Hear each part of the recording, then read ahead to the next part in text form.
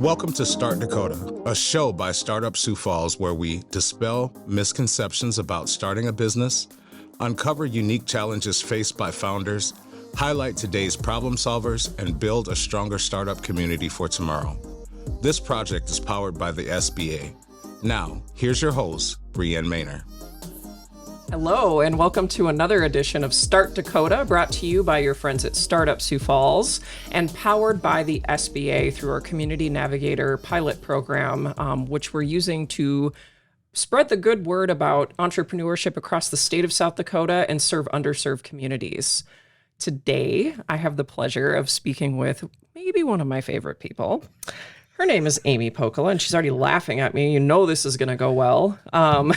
But Amy is the founder of what is known as AMPO. Is that how we say that? Absolutely. AMPO. Sweet. Mm-hmm. And I'll let her explain a little bit more about what that is right now.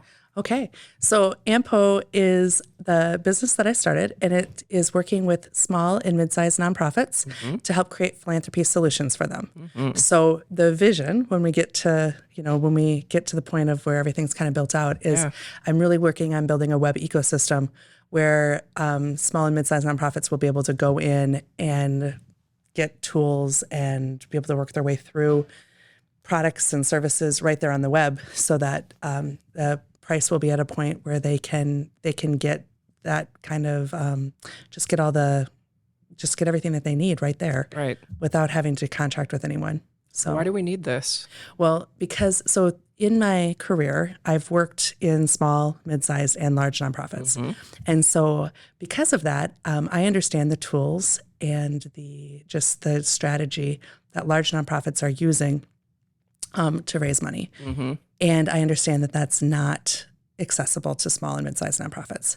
And so really what I want to do is I want to take the knowledge that I have, what I've seen, what I know works, and then work to build that out so that it's accessible to just a lot more people, so that the small and mid-sized nonprofits can have the same types of advantages that the large nonprofits have when it comes to fundraising. Helping the little guy. That's right. Amy, you're great. I think my children would argue with you on that. Okay, fine. But that's fine. So speaking of that, let's talk about little Amy. Oh, when Amy was growing up, when do you think you got the bug for entrepreneurship? And what was your path of both professionally and in your heart to get to this point in your journey career-wise? I don't know that I knew that I had a path for entrepreneurship. Okay. So I'm a North End girl, grew up by the cathedral. Nice. We were kind of feral children up there. We got to run wild. Nice. We were lucky that way. But I was sort of in charge of that. So my mom ran a daycare out of our house when we were kids, and she used to have, this is before there were laws about these kinds of things. So she had lots of children. Free-range parenting. Yes, she had lots of children at our house. And I remember one time I asked her, I was like, Mom, how did you do that? Like, how did you pull that off? And she laughed and she said, it was really easy because you came home from school and you walked through the door and you lined everyone up. You declared what the activity was going to be. You gave everyone the rules, and then they went and did it. And so that was sort of my, that was kind of like when I was young. I didn't play with dolls. I played with Barbies. Okay. And Barbie worked. And she dated my brother's Star Wars characters. I love this. Yeah. So that's young Amy in a nutshell. Oh, wow. But I also, my mom definitely was someone who was always inventing. She was always tinkering, doing things like that. She didn't ever market or take any of her products to market, but she was always tinkering around with something that she was doing, more out of necessity probably than anything else. But so I saw that there, being able to do that. And then I think for me, it just came down to, I got sick of people telling me no. I got sick of saying hey, we can do this. And then having people say, no, that's not how we do that. And I just got sick of it. Yeah. And just decided, I know I just kind of made an announcement to my husband, where I was like, I'm just going to do this. I remember sitting down with coffee with you, and Yeah. it was, I could tell. Yeah, so I would It was just time. Yeah, so it was like that. I think that's where it was. Is I reached the point in time where I was, I have knowledge, Yeah.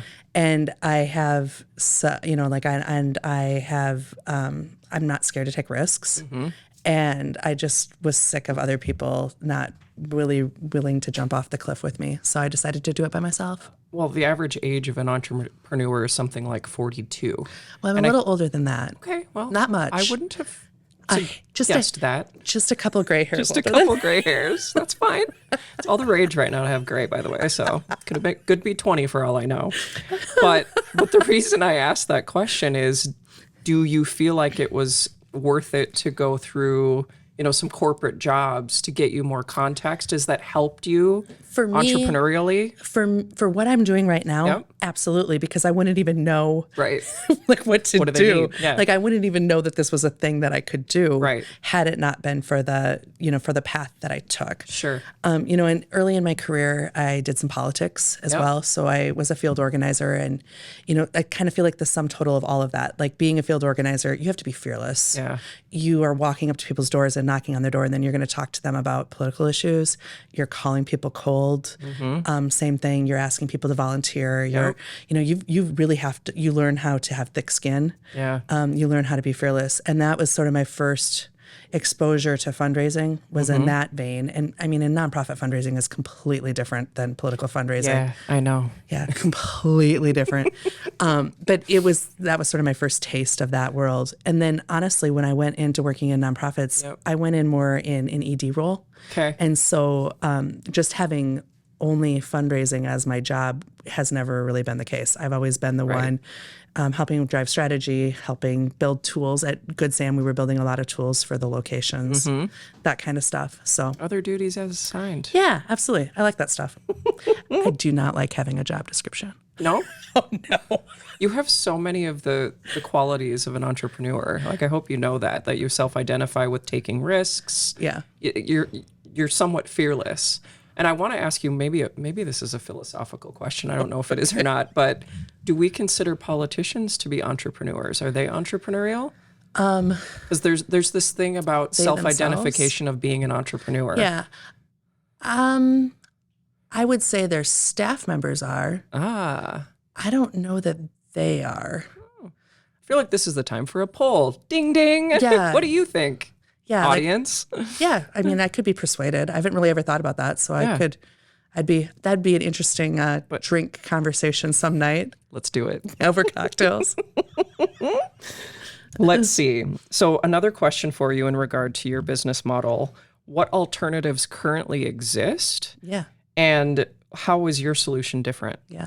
So the alternatives that exist, I mean, there are a million billion nonprofit consultants out there. But what a lot of those nonprofit consultants do is they'll be like, I've written a book. Buy my book, read my book. I had some professors in college that did that. I'm like, I already spent enough on books. Yeah, exactly. And then they're like, and then take time to implement what's in my book and you will have great fundraising success. Right.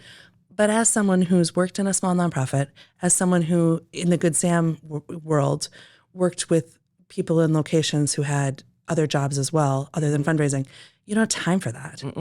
And so what I'm really trying to do is give people a place where they can go and get the tool. And so just by working through the website and then like hitting return, then it's like, Yeah. the tool is there. Like what you need occurred during that time frame. Absolutely. And so that's what I'm really trying to do. So I have a bad analogy, but Yeah, I want to hear it. Let's hear it. Will it get cut? Because I don't know that it's We'll cut it if we need to. Okay, well, so this isn't the right words, but this is the only way that I've found to describe it. Is that, like a lot of time people are like, oh, we're teaching people how to fish. But sometimes you just need a fish. Yeah. And so like with my business and with what I'm doing, like I just want to give people fish. Yes. And then that might help you at some point in time where you're like, okay, now I want to learn a little bit more and I want to learn more about the strategy. I want to learn more about. So I have crutches right now and they just fell. Yeah, they did. Yeah. So that's another story for another day. But yeah, so like that's what I'm trying to do is I'm just trying to get people the tools. I'm trying to get people the answer. I'm trying to get people the thing, the widget, whatever it is. Right. Without just being like philosophically. Right.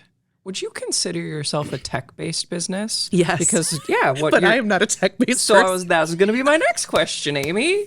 So how do you navigate those waters? How do you know who to work with? Well, luckily, through the Good Sam family, there are a lot of folks around town that are doing a lot of really cool things. There were a lot of very smart people who were working in that organization that have now gotten a chance to explore other opportunities. And through that network of folks, we're all fiercely loyal and helpful towards each other because of, just because of the journey that we've been on. That's so great. And so there's a whole network of folks that I've been working with and starting out with. And I'm so blessed that I have a great web developer. Can I say his name? Yeah. Brad Edwards. I know Brad. I went to high school with Brad. What's up, Brad? Brad is like, I wouldn't be able to do this without Brad. So amazing. he's like my partner and collaborator on all of this. And it's awesome. just been so much fun because I could just, he comes and he's like, just tell me what you want it to do and then we'll see if we can figure it out. And I'm like, that's perfect. So I don't have to box myself in at all. Nope. I just get to say kind of, here's all of the ideas that I have and then figure out how to make it work. Awesome. I feel like we haven't even scratched the surface yet, but it's time to take a break. And when we come back, we're going to talk to Amy about her journey through Co-Starters. So we'll see you in a few. Hey, this is Amos, the Community Coordinator at Startup Sioux Falls, and I hope you're enjoying the show. Start Dakota is hosted by Startup Sioux Falls. We provide resources to make starting a business easier, including events, programs, mentorship, ecosystem navigation, and an actual space. If you have ever aspired to launch something of your own or run a business currently, we want you to join our community. Start with Startup Sioux Falls at startupsiouxfalls.com/start. We're excited to connect with you. Make sure you never miss a show by clicking the subscribe button now. Now let's get back to the show. Hello, we're back. Welcome back to Start Dakota. We are here with Amy Pokela of AMPO. I love talking in acronyms. It's my favorite. What does it mean? So What does it all mean, Amy? So it's really just short for Amy Pokela. Oh, duh. Very cool. But I did try to make it into an acronym, and then I spent way too many hours doing that. And finally, people were just like, maybe you should come back to this later. Yeah, simmer down on that. Yeah. Oh, that's great. So I did a little sleuthing on you. Oh, good. And I dug into your application for Co-Starters. Better there than Facebook. Yes. Well, I could do that too. I'll do that later. And when you applied for the program, when asked what skills you were hoping to gain, you said, Hopefully I said something really smart. a foundation of how to start and focus on the things I need to do to move the business forward. That was it. Simply succinct. Do you feel like after 10 weeks of Co-Starters that you got what you needed? And what were some surprising nuggets that you gained along the way? Yeah, no, absolutely. I got that. I rave about the Co-Starters program all the time. Like it just was really meaningful to me. So I guess we'll get into a little bit about where I am right now. Yeah. So Co-Starters started at the end, about a month into Co-Starters. I got into a little incident with my dogs. We got tangled up a little bit and I ended up with a broken ankle and a broken leg and some torn ligaments. And so I was like, oh my God. Because your dogs are angry dogs, you they got spooked. And they got spooked. Okay. They got spooked, yeah. So just to clarify, I mean, they're good dogs. They're good dogs. I mean, he's the one who tripped me though. He is a boxer. They just have a certain amount of energy. Fair. You're inviting a certain amount of crazy into your world with a boxer. We knew. But at that point I was like, oh my goodness, I can't leave my house. Yeah. And so Jeff Hayward was our coordinator, and he's fantastic. He's such a great guy. But I asked him afterwards, I was like, do I even get to graduate? How many classes did I miss because of this leg thing? And he was like, you missed one. Time just stopped. Yeah, because they were Zooming. And so I was able to jump in that way. So I'm just even from that, the way that technology, that they were just so invested in making sure that everyone could participate was just amazing. And so, but that ties into the answer that I gave about the foundation of the business and really moving things forward. In some way, really real ways, I think that really happened more because I was forced to sit at a desk and spend the time working my way through the Co.STARTERS material and also other things that I had on things to do list, which, let's be honest, the reason why we all live here is for September. I mean, it's the most beautiful month out of the year. And I spent September inside plotting out a business. I would not have done that had my leg not kind of forced me to do that. So serendipity? I don't know that I would really want to say that. It's kind of dogs? I mean, it's been a really big pain, but hopefully I'll look back on it. I mean, like, I have a great origin story to tell now. Yeah, you do. Yeah. So specifically, was there one like really important discovery or business problem you worked through? You've kind of talked about a couple things. Yeah. But... So part of it was consolidating down where I want to start. Yep. Because fundraising is definitely one of those things where there's a million strategies that you can employ and a lot of different ways that you can look at each of those strategy items. And so it really got me to hone in on 4 areas of support that I want to provide to nonprofits.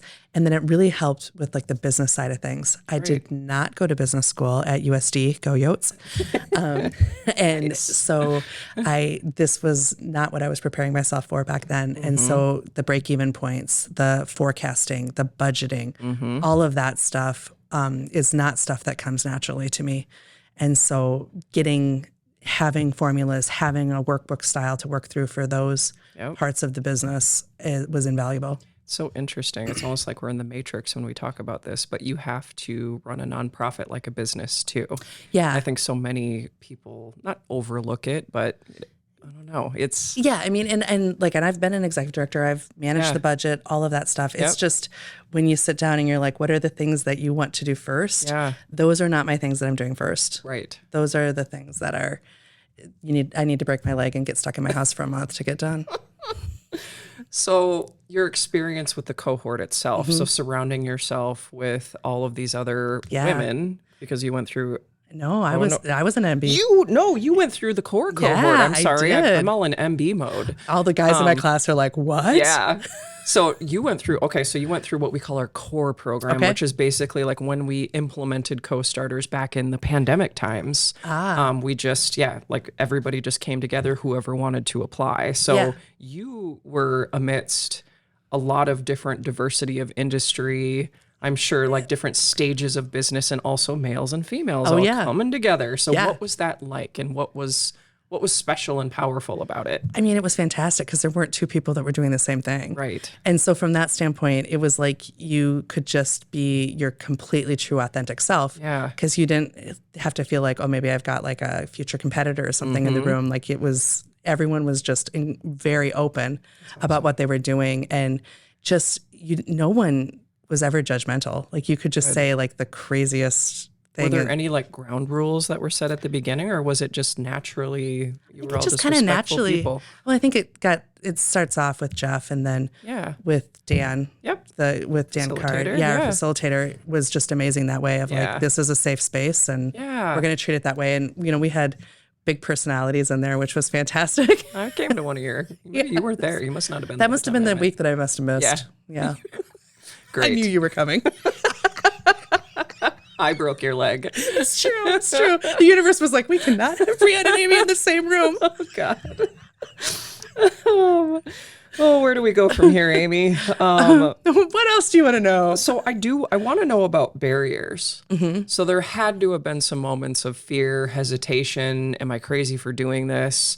Can you talk about some of those hurdles that you had to overcome before you said, I'm going all in on AMPO? Yeah. A lot of them were personal. I mean, like, obviously anybody that you're going into anything, whether it's a business, whether it's you're starting a new Kiwanis group, whether you're looking at, whatever, your kid's sports team, whatever that is, like there's certain external challenges that, you're going to face. But some of it was just like really looking at myself and just saying like, this is what I want. And, and my best friend she's been in business for herself now this is her 10th year. Oh, wow. And so, so I've been listening to her stories and, and kind of watching her journey as she's gone through her business and just knowing that like, it's, and so I have that person to support me as well. And so, that's been invaluable. I like to think that I've that I've provided her with nearly as much support as she's provided me. I have no doubt. So, but that, that was helpful too, is like knowing someone else who's kind of been through it. Yep. Getting, having the ability to put some really good supports in place right away. Yep. Like even just today, I got an email that my sales tax was paid for the month because I have I have accountants that do that. Mm-hmm. And I was like, well, thank God, because I had not thought about my sales tax for the month. Think of everything. Yeah. So I hadn't thought about it. And now I don't need to because I've got people for that. So, oh, that's great. Yeah. So it's, so kind of making sure that you have that support group around you is really important. And CO.STARTERS was huge for that. Like, I really don't know what I'm going to do without that group. Yeah. And then just kind of just taking the leap. Yeah. And then doing it and just sort of being like, what do you have to lose? How do you see yourself interacting with that group moving forward? I hope that I interact with them a lot. You will. That's our job. I mean, because I adore them. They're fantastic. And so, we just had a great time when we were in there, and just so many just really cool people. And I love all their businesses. Every week I'd be like, I just really need to have everyone's business, like everybody who's doing something here, like I need to purchase your services. That's awesome. So yeah, it was a lot of fun. Takes a village. Yeah. So we're going to take another short break. And when we come back, I want to hear about what's next for AMPO and what kind of resources you need. So perfect. We'll be right back. Welcome to the Business Minute, a recurring segment powered by the SBA, where we'll share business facts and resources available to entrepreneurs throughout the U.S. Small Business Administration. This is Sadie Sweer, Executive Director of SD CEO East Women's Business Center. Did you know, despite losing 9.1 million jobs in the first 2 quarters of 2020, small business growth rebounded swiftly following the COVID-19 recession? In the 4 quarters following, small businesses have gained 5.5 million jobs, making up for 60% of the decline during the early pandemic. Small businesses have generated 12.9 million net new jobs over the past 25 years, accounting for 2 out of every 3 jobs added to the economy. Interested in starting a business or already own one? There are many free resources available. One of those resources is the South Dakota Small Business Development Center, a University of South Dakota Beacom School of Business outreach program. The SDSBDC serves small businesses in the state of South Dakota by assisting with business planning, operational improvement, and product or market development. The SDSBDC provides one-on-one, confidential, no-cost business advising on a statewide basis with offices in Aberdeen, Pierre, Rapid City, Sioux Falls, Watertown, and Yankton. Learn more about SDSBDC at sdbusinesshelp.com. Hello and welcome back to Start Dakota. We're talking with Amy Pokela of AMPO, named after herself. Of course. Of course, why not? Amy, what are you excited about next in your entrepreneurial journey? And what do you need support-wise? So the next thing that I'm working on is building out, again on the website, building out a place where executive directors and board members can go in and create board reports to look at their fundraising program differently. I need this. So one of the challenges with nonprofits is that chances are pretty good when you're reporting to your board about fundraising, you're only reporting in dollars raised, which is a lagging indicator of success, not a leading indicator of success. So I'm looking at building out a portal where people can go in and sort of a mashup between a choose your own adventure novel and Mad Libs and a workbook, kind of somewhere in a Venn diagram between there is what we're shooting for. So you'll be able to go through a path and put in some numbers and again, hit return. And then are you creating this curriculum? Yeah. Like you're creating all of that? Yeah. Oh my gosh. Yeah. So I've got an outline right now. Yeah. This is October, the beginning of October, where I have an outline. When this actually airs, I don't know how far along I'll be. We'll keep you posted. So that's the next thing. So I've, on Monday, I'm meeting with someone who's going to help me with the content. Okay. And then we'll go from there and start. Are you working with local contractors? Oh, yeah. Yeah, good for you. That's awesome. Absolutely. And then we'll work with the web developer and figure it out. Is your site live now? It is. It right? is live right now. It's just but limited information. So if you want information, the best place to go would be AMPO Now, because you need AMPO Now. I love AMPOnow.com. Yeah.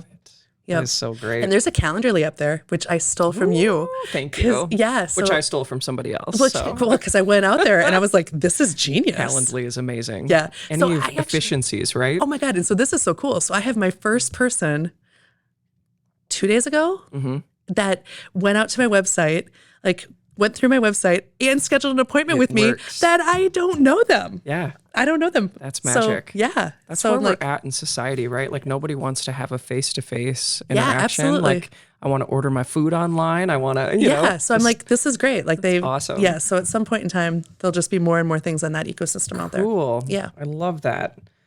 What do you think that we need you asked me what I need. Oh yeah, what do you need? Sorry. So Go my ahead. 3 things that I need is I need lots of web development. Obviously, in order to build this ecosystem, I will never be done with web development. Do you feel like our ecosystem is equipped to help you with that? Are there enough? I hope so. You don't really. Yeah, I mean, I I've got a chance to. Yeah. Just curious. And I need content. So I'm always going to need more content. And so, how I'm going to get all that content created over the course of time is just going to have to evolve. What do you mean by that? Like Because content that you would provide. Yeah. So I'll need content for the website, but then Right. I'm also like, I'm trying to be more active in social. Yep. And so content that way as well. Just engaging with people in different ways. So I will always need a lot of content. Awesome. And customers, of course. I need people to know about what we're doing and so that they can go out there and that we can make this work and build this. Because in my mind, it's like a co-op community type environment that we're working on building out. So those are the 3 things that I need. So then I always just need funds to kind of keep that churning so that I can continue to build. What's your stuff financial out. model look right now? How are you generating revenue? Right now, I've got a product up online right now where people can order a year-end appeal letter, and so that product is up right now. Great. And then I'm also working with timing. Yeah, Smart. yeah. And so then I've also got some consulting clients as well that I'm working with, and kind of more of a traditional way, but really focusing in on messaging. Yep.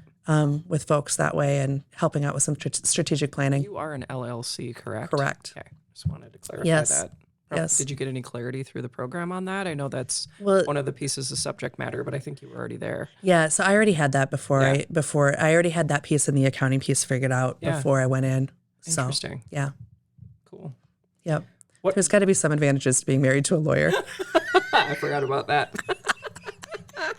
Good work. Way to utilize your resources. Yeah, so my LLC was actually like my birthday present. Yeah. So like I ended up getting so incorporated cute. like on my birthday. Aw. So what do you think we need to talk about more as a startup community? What would help move the needle forward and help bolster more entrepreneurial activity? Yeah, so I've been thinking about this a lot because I feel like I'm really new to the game. Yeah. So I start with that. It's good to see it with fresh eyes, though. I like asking this question to people like you. But I know that one of the things that I'm looking for existed and will exist again in sort of that Center for Entrepreneurship model. Yep. And so, like that co-working space, having a space where you can rent out like a room where you can collaborate, where you can meet with somebody. Yep. So some of that resources I'm hungry for, but I know that that's coming because it existed before and it will exist again. Is. And I'm going to be there all the time. So just be prepared. You're a founding member, right? Well, probably not, but I should be. I will be. What? I know this is embarrassing. It's fine. Cut this part of the podcast. We do have founding memberships and regular memberships. You should talk available about for that sale. quick. Yeah. So that everything you're hitting on, I'm so excited. I wish we were open yesterday, but this organization has been through quite a transition over the last couple of years where we are moving our 45,000 square foot facility, downsizing to 5,500 square feet in the heart of downtown Sioux Falls. And we will have co-working.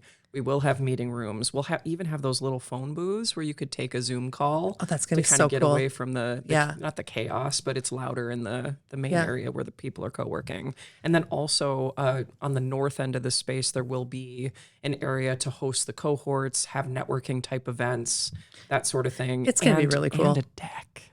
So we can go sit outside and enjoy the Levitt in the summer, and just it's going to be incredible. And I'm excited to have someone like you in our space. I mean, it's going to be the place to be. It will. It will. Yeah, it's going to be awesome. So Yeah. here we go. Yeah, no, absolutely. So that the thing that I guess I'm interested in now is, sort of like what's next. Yeah. And so I'm interested, in kind of that mentoring, like Yes. where do you go from here, kind of a piece. And Yep. and right now I'm really stuck in like that, how do I market this? Right. Because for me, because what I'm doing is web-based, Right. I mean, I can market. I've been asked by my accountants to please stay within the the 50 states. Right. And so, but that gives me a lot of, that's A lot of runway. yeah, that's a lot. There's I'm a lot of assuming room you're between starting, those. like locally, regionally. I mean, I'm trying to, but I'm But also like, open hey, to yeah, like whoever that's, sets up a Calendly I appointment don't, with you. yeah, exactly. I don't want to, one of the things that I've tried not to do is just stay in the shallow end of the pool, because then at Right. what point in time am I going to decide that I'm big enough for the big end of the pool and the diving boards? So Good point. we're just going to kind of Jump in. jump in, see where this goes. I love it. Yeah. That is awesome. Gosh, I don't know where to go from here other than to say, so you went through 10 weeks of accelerator programming. What? Which was invaluable. I mean, I can't, Absolutely. like, I really truly cannot say how invaluable Yeah. the experience was. Like I'm really going to be lost without it. I was just going to say, do you feel like you have a need for something else, like another program? I mean, if there was a 2.0 program, Yeah. I would feel, Maybe you're not ready just yet. I mean, I feel like I should, advance some things here a little bit so that when I Right. come in, I'm not just still in the exact same spot where I am now. Right. But I definitely am like, that would be something that I would be super interested in. And I will say again, plug for this organization. Those are things that we're thinking about strategically right now, is what is the next program and how do we support the high growth end. Right now we're very heavy on the starter side, which is fabulous. We've never had more interest Yeah. in entrepreneurship in this community, but you're all going to have needs moving forward, Absolutely. and we want to be able to help with that. And I can't anticipate those right now, Right. because I've got to work within the model that I've got set up now, and then see where it kind of goes. It's kind of the beauty of the ecosystem. There's no there's no cut and dry roadmap. We can make it what it is. And we also just have to pivot to meet the needs Which of is- today's entrepreneur, which changes. Yeah, which is so appealing to this girl, because Good. this is I don't like knowing what Yeah. what's coming up next. You never know. Yeah, Oh, that's so great. yeah, So we're real warmed up now. yeah. And I would love for you to give your 30-second elevator pitch for your business and its services, because I know there are people listening that need this. Yeah. Well, so what I would say is that the problem that I identified is that small and mid-sized nonprofits just don't have access to readily available access to resources on demand. And so my customer is actually that small and mid-sized nonprofit. That might translate into the executive director. It might translate into someone who's in charge of fundraising. It might translate into somebody who's a member of a board. But ultimately, it's that nonprofit that I'm trying to appeal to. Yeah. And I really am just trying to create tools that you can come out, you can work your way through. You'll have that tool when you're done with that session online. And then if you need more than that, there'll be opportunities where you can schedule time to talk to me. And whether that's just one time, or if we figure out a program that you want to talk to me, longer about that. But the 4 things I really am concentrating on is that annual giving side of things. And so that starts with appeal letters, making sure that you have a fundraising appeal out to people, either donors and prospective donors, so that they have a way to give to you. It's working on those board reports, making sure that you're talking to your board about both leading and lagging indicators of program success, not just dollars raised, but that you can have a more robust conversation with your board about that. And then looking at some strategic planning type elements, but with strategic planning really driving towards what is it that you need fundraise dollars for. So strategic planning you can take in a lot of ways, but where I'm really trying to concentrate is how do you identify what program or service you're gonna that you're gonna fundraise for, and then really looking at messaging around that. How are you going to talk to, if you're an ED, how do you talk to the board? If you're a board member, how do you talk to the ED? How do you talk to prospective donors about what it is that you're trying to raise funds for? Wow. Yeah. That's AMPO. Yeah, And in I a can tell nutshell. you right now, like I feel like you're peering into my soul right now. I need all of those things. That's actually what I did. Yes. That's actually what I did. So I just followed you around for a After while. I broke your leg. Because I was like, I just want to hang out with Brienne. So what can I do? What does she need? Oh my goodness. I'm just going to build a business around that. That's what I need. Yes. So before we let Amy give her leg a rest, we're going to take one more quick break and we're going to come back for a lightning round. So we'll see you in a minute. Hey, this is Jeff Hayward with Startup Sioux Falls. Welcome back to the Co-Starters Challenge, a recurring segment where we'll provide some tips for launching or growing your startup, as well as an action you can take called fieldwork.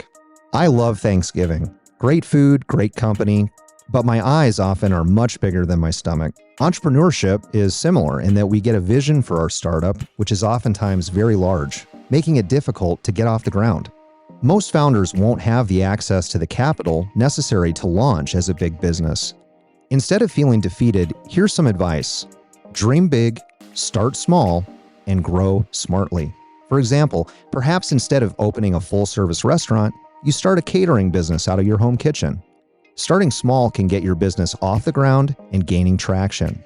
Your fieldwork this episode is simple. Determine how you will launch your business if you can't realize the big dream at the start. What is essential to solving your customer's problem? Some of the best advice in entrepreneurship I've heard is to just get started, and this will help you do just that.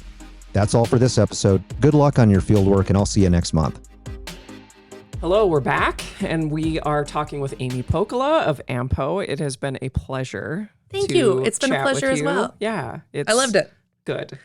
Hopefully you'll come back again sometime. I don't know when that will be, but Anytime. figure it out. I just said this is only like the tip of the iceberg. Oh, good. We Lots were of talking about stories. podcast ideas on Lots of during the stories. break there. So yeah, we're conspiring. So last, we Yeah. have a lightning round. Which is Perfect. my favorite. Just to Yes. get to know a little bit about Amy. Absolutely. And my first question, which is it's related to the industry that you're in, but what is a nonprofit or cause that you are incredibly passionate about?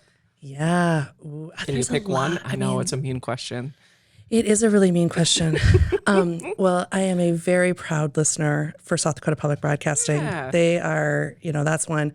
When I was a kid, I used to pretend like I didn't want to listen to it when in the car with my parents, and then I'd like make this big production of like putting my earphones on, and then I wouldn't actually put music through were them. Listening.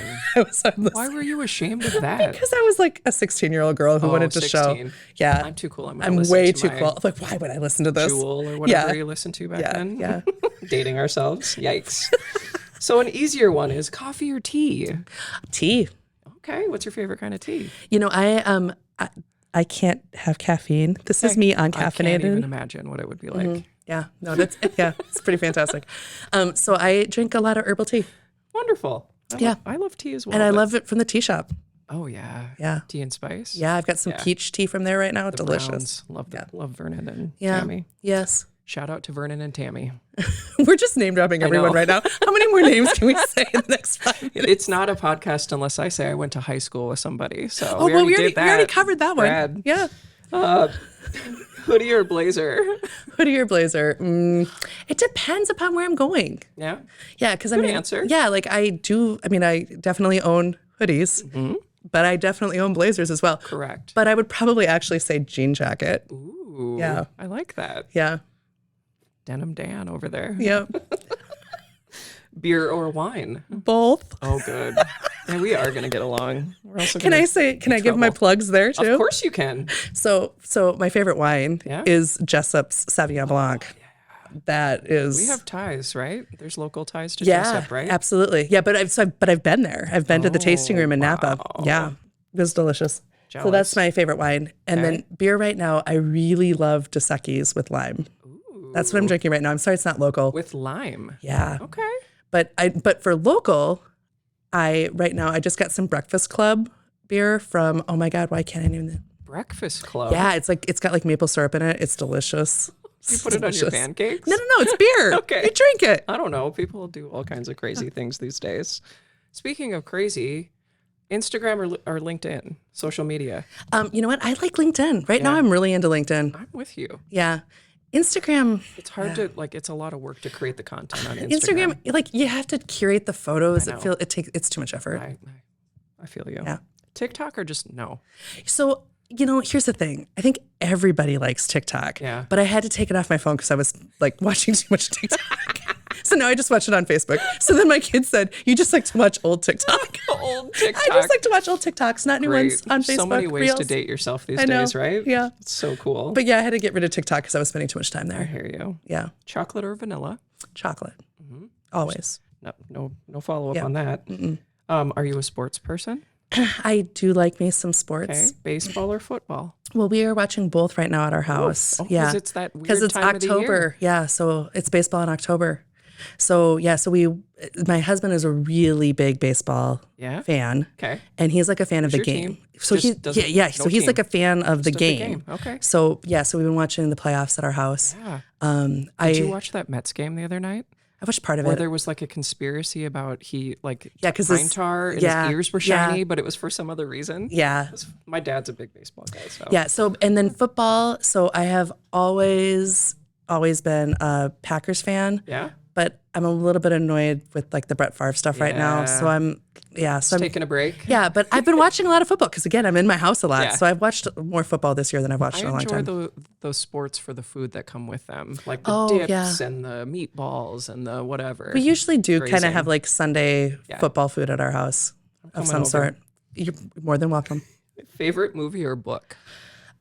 So I just got done reading a book called The Overstory, and it's a book about trees. Oh, okay. So it's kind of a book in like 3 parts. Okay. And the first part was amazing. It was like these short stories of telling people's like interaction with trees when they were younger and kind of setting the story up. And those short stories were just so good. And the rest of the book is good too, but the first part, those short stories were just amazing. Those of us with a little low attention span could just read the first part and be Yeah, satisfied. yeah. So that's the last book that I just got done reading. Okay. And then Movie? So I've watched a lot of Netflix here while I've been you home. have. The last movie that I watched was The Other Woman with Leslie Mann and Cameron Diaz Oh, fun. and Kate Upton. Okay. And then rom-com, yeah, if you will? I've been totally into rom-coms lately. So I've been watching way too many rom-coms. If you wanted a recommendation for a Netflix rom-com, I'm already building a girls' night in my head Yeah. as to what we're going to do. yeah, yep. So my last question is: name an entrepreneur you admire, regardless of whether they're local, global, whatever that looks like. Who do you look up to?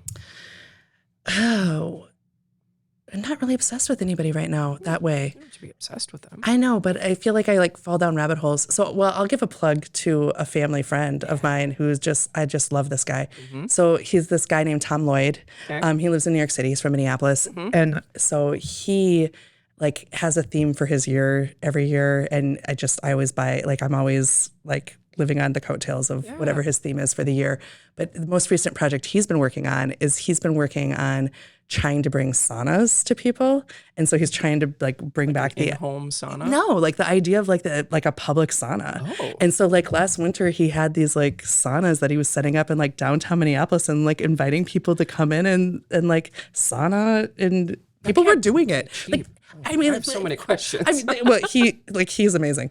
But I was like when he was telling me this idea, I was like, oh, this is ridiculous. And then he had people And doing then he it. just does it. Yeah, and then he had people He's one of doing those it, and people. he's just so brave and so just all in on everything that he does that I just admire him all of That's the time. why we always say, I keep saying, join my cult. So, but yeah, so Follow me. yeah, so but sauning. I love it. Yeah. On that note, Yeah, I'm sweating. It has been a pleasure, Amy. anytime. I am so excited to see where the journey takes you, and this won't be the last time we speak with you. So Well, I hope not, because I just love you. Big hugs. big hugs. Yeah. So thank you, and we'll see you next time. Thanks for joining us for Start Dakota. Visit our website at startupsiouxfalls.com to subscribe on Apple Podcasts, Spotify, Overcast, YouTube, or wherever you listen to your podcast. If you enjoyed the show, please tell a friend to rate our show on iTunes. If you are a founder and aspiring entrepreneur, you can get started by visiting our website at startupsiouxfalls.com/start. Start Dakota is made possible by funding from the U.S. Small Business Administration. With this funding, Startup Sioux Falls is piloting an expanded version of its CO.STARTERS Business Accelerator program and providing additional resources to support underserved founders. Start with Startup Sioux Falls.